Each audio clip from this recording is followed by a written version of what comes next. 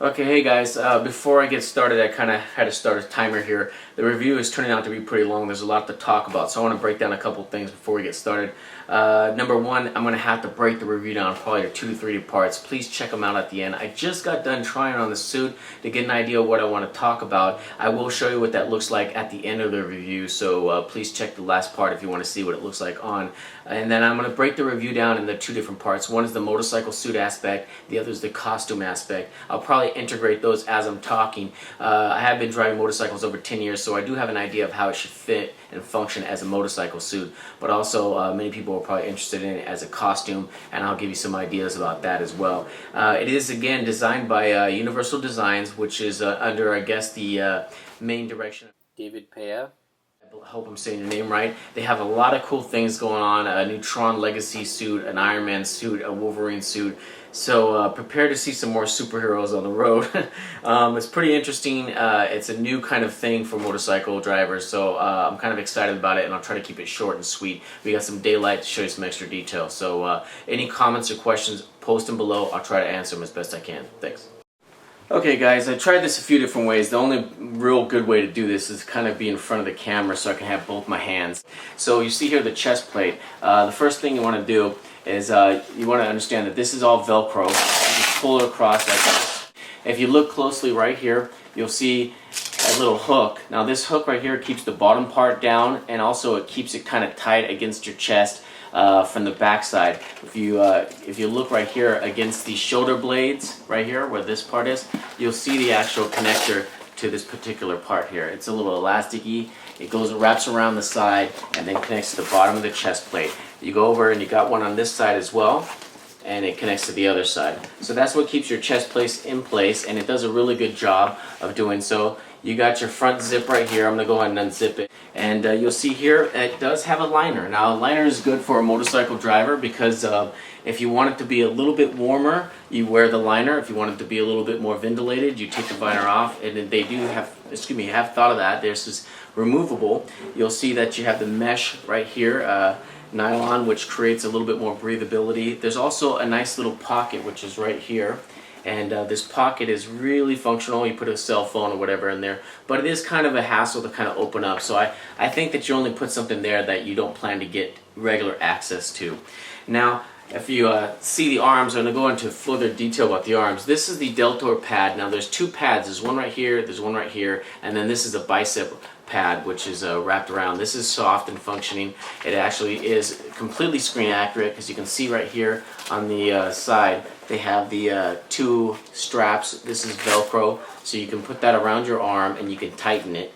And if you need to loosen this up, there is an actual area where you can loosen it up. Underneath here there's a little string. I don't know if you can see that right there, but this string basically is an elastic cord that connects this deltoid pad to this bottom one, which is right here. And now I guess you can get some looseness there, but they kind of want that there so it keeps it down. There's also 2 elastic strings that are connected to the top of the deltoid to wrap it underneath the armpit, and they hook together so you can unhook those for whatever reason, but I think you most of the time will keep them hooked, and they're right there. There's the hooks.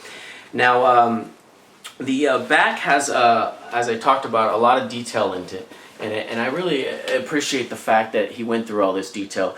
This particular part right here stretches, as we talked about. That way when you're on the motorcycle you lean over, it doesn't, your whole jacket doesn't rise, so it gives it some flexibility there. It also has a little flexibility right here for your waist in case your waist expands or contracts or bends. And even though there's a lot of look and function in this jacket, for the actual movie, they thought about little details, and I kind of know if David, if you're a motorcycle rider, but I give you good props on all the details that you thought about, not just for the suit as a replica, but as a motorcycle aspect. Now as you see here, this is hard, so is that chest plate right here. This is hard as well, as I talked about. And then all these abdominals right here are hard, but this part right here on the bottom, these are soft. These are flexible because that's where your waist is, as well as these. But they do complete the look. They still look like they're hard like this one, but they are soft so that they wrap around your side, and then you got your bicep right here which wraps around your side here too. Now I do want to say that there's a zipper right here on the bottom. Now the zipper is for connecting to your pants, which is really good if you want to keep everything nice and tight and sealed up.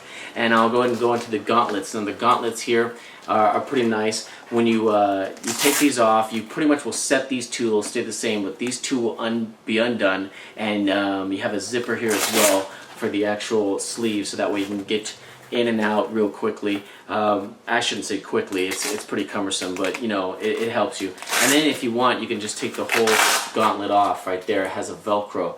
There is a pad on the inside of the arm, which is really nice for actual protection in case you fall down.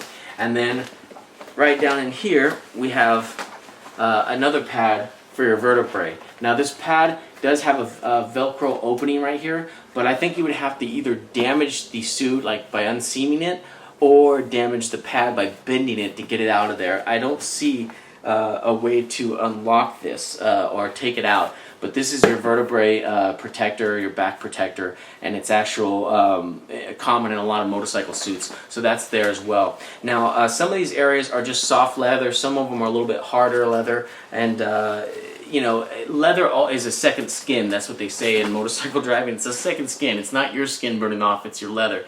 I do want to say he put a lot of thought into the breathable areas. Like for instance, if you look right here, this particular part right here, these nylon mesh is a little bit tougher and has a sheen to it. But if you look in the armpit, although it does have the same look, it's a softer mesh, and it's not so tough. It doesn't have as much as a sheen to it, but it's more breathable, and it's perfect for right when you get underneath your arm, because you don't want something tight and bunching up and very tough. And that's another great thing about the jacket.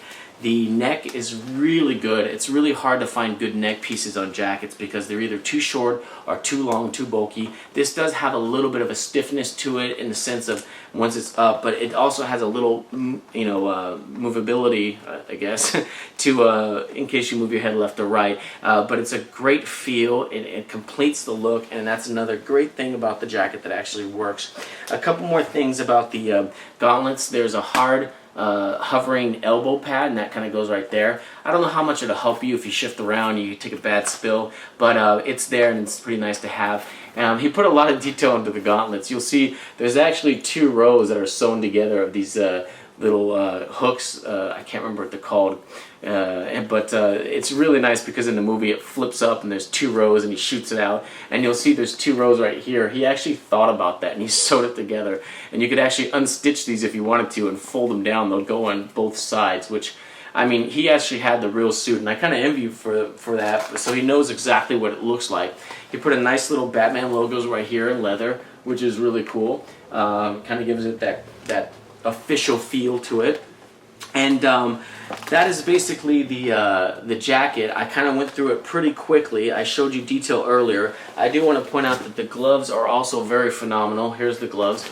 They have very tough Teflon type of knuckle protectors, and you put it on here and it feels really great. It's not too tight, it's not too loose. It has nice leather tips there. And this right here, when you make a knuckle, your glove doesn't rise. The knuckles kind of go with it a little bit, have a little give, and that's great because some motorcycle gloves, they get too tight around that part. It has great detail on the inside right there, which is exactly like the movie gloves, obviously. And you'll see that this part right here is a little loose. Now this is actually really excellent. When you see this this glove, God dang, I picked the wrong glove. It's looser because it's supposed to go over the sleeve, which is actually better because if the gloves go under the sleeve, the wind can catch up inside the sleeve and make your arm a little chilled. But if it goes over the sleeve, the wind will hit the glove and kind of bounce off and protect you from the wind, which is really, really nice if you like. So I'm kind of pretty impressed for this as far as a motorcycle jacket, and as far as the screen accurate jacket. I mean, it is leather. It doesn't have that hard plastic urethane feel to it as some costumes will have, and I think so in that regard it probably feel a little bit more comfortable. But at the same time, it loses a little bit of screen accuracy because it has leather. But I think it actually is better that way because it feels better. It actually, of course, is functional, and dare I say, it looks better in person. Because if you ever seen a real costume, I mean, in pictures maybe it's good, they set it all up in the movie to make it look perfect, but in real life, actually watching this thing walk down, and a person walk down the hall with it, it looks pretty imposing and pretty impressive. So really, really nice job. I'll have it on the second review. Second review, we'll do the pants there.